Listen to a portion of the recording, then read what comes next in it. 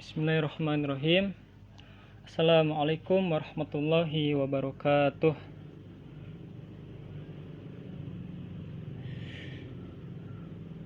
Alhamdulillah, bismillah, wabillah, walhamdulillah. Wassalatu wassalamu ala rasulillah wa ala alihi wa sahbihi wa mawalah, amma ba'du. Faqala rabbi israhli sadri wa yassirli amri wahlul 'uqdatam min lisani yafqahu qawli, ya fatah ya alim. Alhamdulillah, pada siang kali ini saya mendapatkan kesempatan untuk kembali menjelaskan tentang pelajaran dari kitab Jami'us Sa'adah. Saya mendapatkan tema yaitu tentang an-nafsu wa asma'uha wa quwwaha al-arba'u. Jadi saya mendapatkan tema tentang nafs atau jiwa, nama-nama jiwa dan kekuatannya atau potensinya, yang mana potensi tersebut ada 4. Langsung saja kita mulai pembahasannya dengan merujuk ke teks yang ada dalam kitab Jami'us Sa'adah.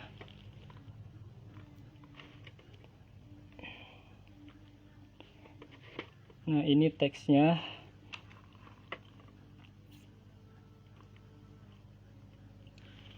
Bismillahirrahmanirrahim. An-nafsu wa asma'uha wa quwwaha al-arba'ah.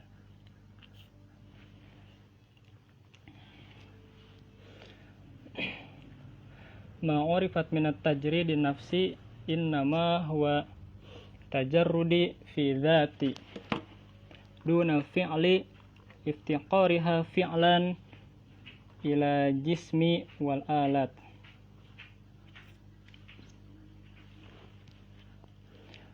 Fahaddaha annaha jauhar malakuti yastakhdimul badani fi hajatihi badana fi hajatihi wa huwa haqiqatul insan wa dhatihi wal a'da'u wal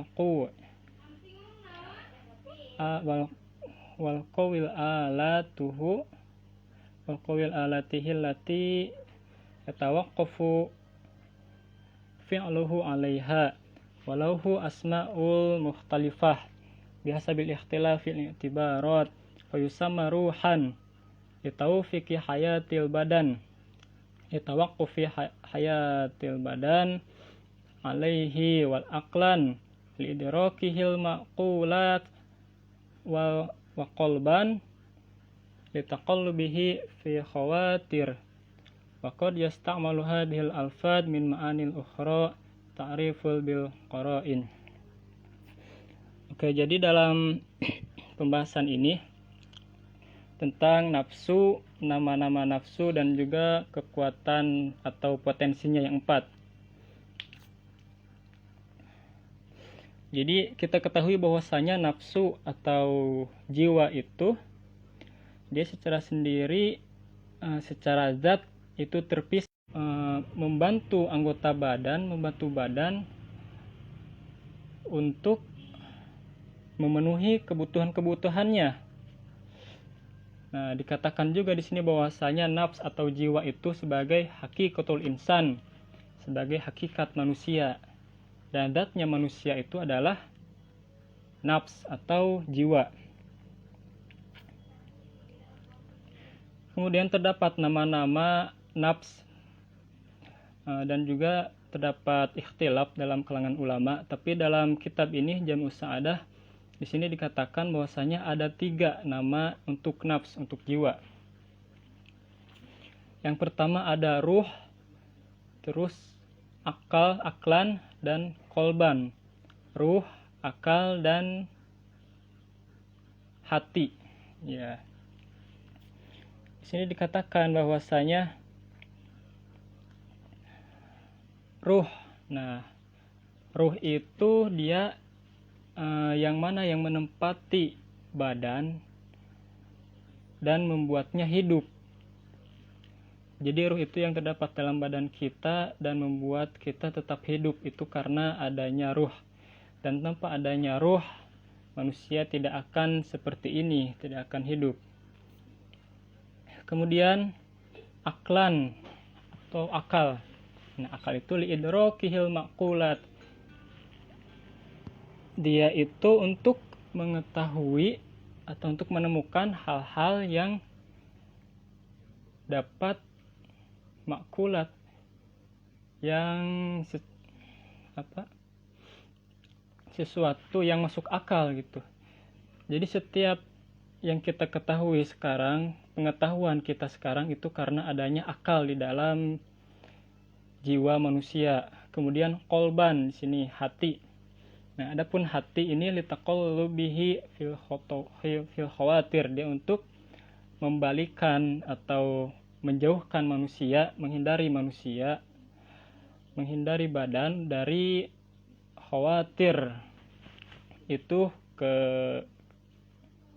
kecelakaan atau dari keburukan-keburukan. Nah, jadi seseorang yang bisa menyertakan hatinya dalam segala hal, maka dia akan selamat dalam kehidupannya, karena fungsi hati di sini sendiri untuk menyelamatkan manusia dari segala keburukan. Kemudian dalam teks walahu al-qaul arba, kuwatul aqliyah al-malakiyah, wa kuwatul ghadabiyah as-subu'iyah, wa kuwatul syahwatiyah bahimiyah, wa kuwatu wahmiyah syaitoniyah. Al-awal sya'nuha idraku haqa'iqal umur wa tamyizu baina khairati was surur wal amru bil af'alil al jamilah wa nahyi anis sifati damiyah. Nah, wasaniyah yakni kuah godubiyah wa mujubah al-mujibah li suduri af'alis siba min godobin wal bagdo wa tausubi ala nasi bil anwa'il ada. Wasalisah kuah syahwiyah wa la yasdaru anha illa af'alil bahaim min ubudiyatil farji wal batni wal harsu ala jima'i wal akli. Wa rabi'ah sya'nuha istinbatu wujuhil makru wal hailu wa tausil ilal agrodi bitalbisi wal khoda. Nah, jadi maksud dalam teks di sini menyebutkan potensi-potensi jiwa, yang mana potensi tersebut ada 4.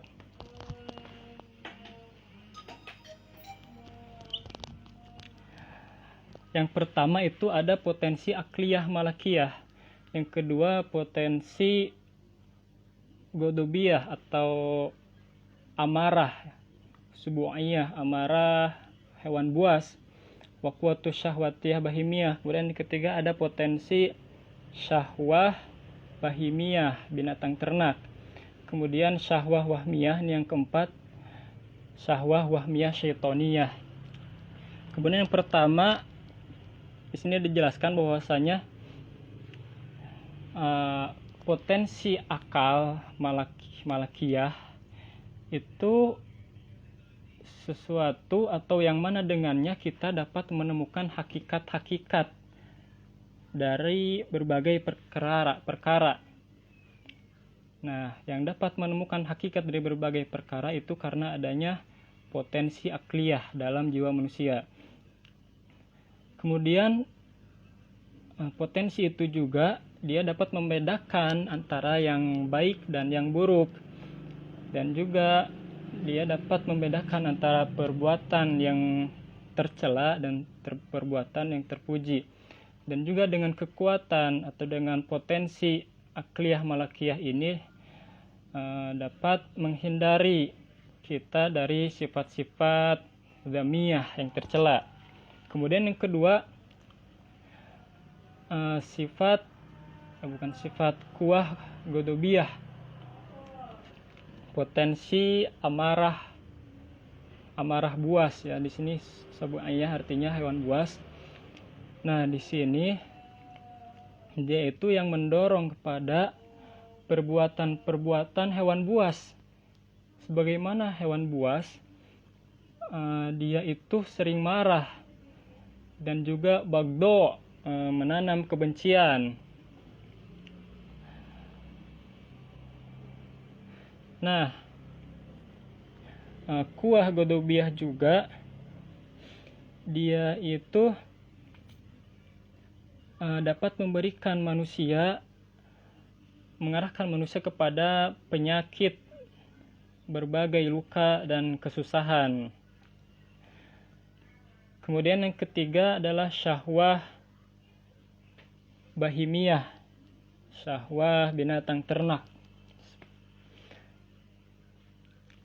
Nah, binatang ternak dia itu hanya mempunyai syahwah, yang mana mempunyai nafsu untuk makan, minum, dan betina. Nah, potensi tersebut juga terdapat pada diri manusia, yang mana jika potensi tersebut menguasai jiwa manusia, maka manusia akan rakus terhadap makanan dan terhadap hasrat-hasrat seksual. Nah, kemudian yang keempat ada syahwah syaitoniyah atau kuah wahmiyah syaitoniyah. Nah, kuah wahmiyah syaitoniyah ini mengarahkan kepada suatu muslihat, tipu daya, dan menyampaikan kepada maksud-maksud yang rancu dan menipu. Nah, di sini terdapat faidah adanya kuat syahwiyah dalam diri badan manusia. Kita baca dulu teksnya. Wal faidatu fi wujudil quwah asyahwiyah baqaul badanil ladzi huwa alatu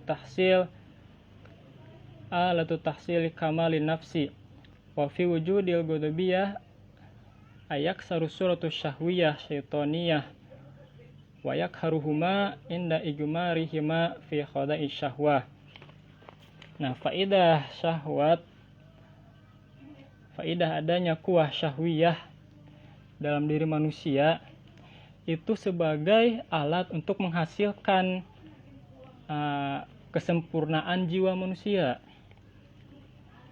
Dan adanya kuah godobiyah, potensi godobiyah itu dapat menghancurkan bentuk syahwah dan potensi syaitoniyah.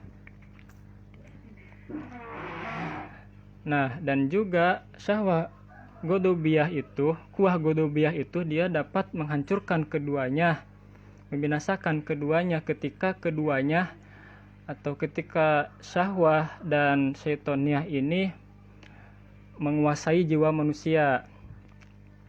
Seperti itu. Kemudian dalam selanjutnya ada faidah kuah wahmiyah.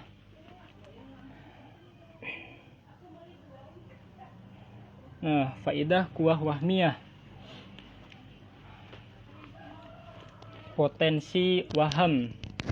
Nah, faidahnya di sini potensi wahmiyah syaitoniyah atau khoyal yang menipu daya. Di sini wahmiyah ini tipu daya atau tipu muslihat, atau juga bisa diartikan sebagai sesuatu yang bersifat ilusi.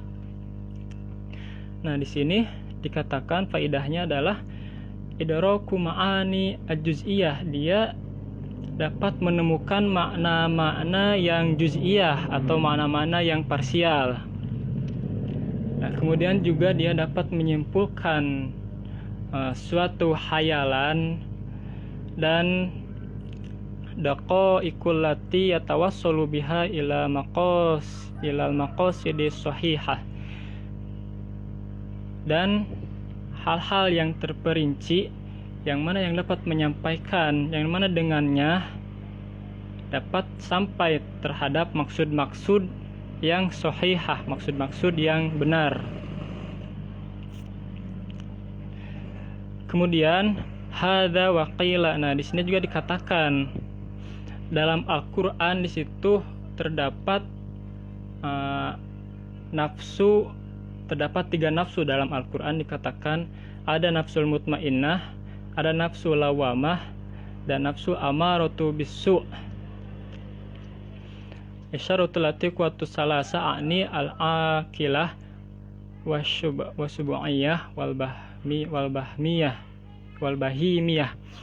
Nah, jadi 3 nafsu dalam Al-Quran itu, yang dimaksud 3 nafsu dalam Al-Quran itu juga maksudnya adalah syahwah, bukan syahwah, kuwah, potensi akal dan potensi godob, dan juga potensi bahimah, binatang dalam diri manusia.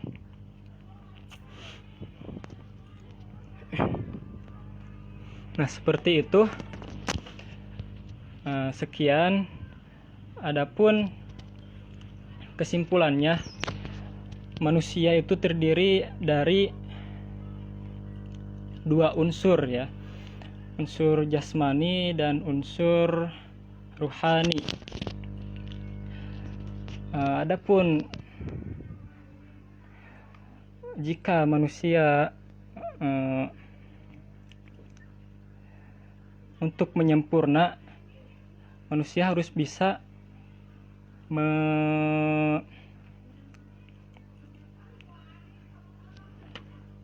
jadi untuk menyempurna, manusia dapat sempurna dengan 4 potensi ini, yaitu potensi akal, potensi godobiyah, dan potensi syahwiyah, bahkan potensi wahmiyah.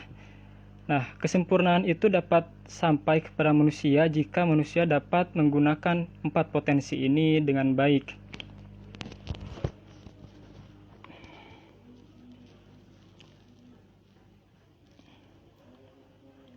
Ya, sekian yang dapat saya sampaikan. Kurang lebihnya mohon maaf. Wabillahi taufiq wal hidayah, waridha wal inayah. Wassalamualaikum warahmatullahi wabarakatuh.